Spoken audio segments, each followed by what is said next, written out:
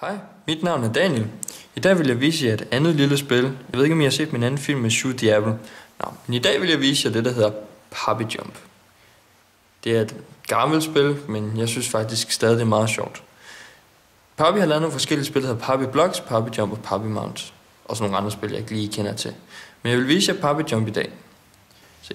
Så kan man gå ind her, så kan du se, hvordan man spiller det. Andre spil, tools. Du kan faktisk tweak spillet, så du sådan helst selv bestemmer, hvordan du kan tille mobilen osv. osv. Men det vil jeg ikke gå ind på nu, for det er meget avanceret. Der skal du vide lidt om spillet først. Så kan du gå ind her i level. Så kan du vælge normal, fall, enemy, right. Og så nogle andre, jeg ikke har åbnet for endnu. Jeg tager bare lige normal, så I se, hvad det er gået på her. Så skal jeg lige have mobilen op, så det er sådan et tiltespil. Sådan her.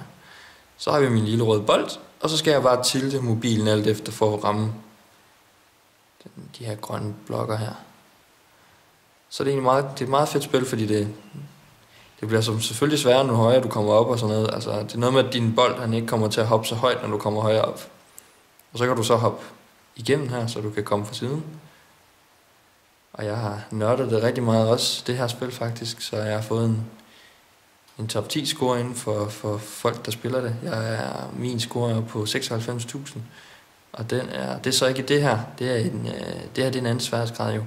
Det er den letteste. Jeg har taget den næstletteste, den kan lige prøve at vise jer. Den her. Den hedder så fall.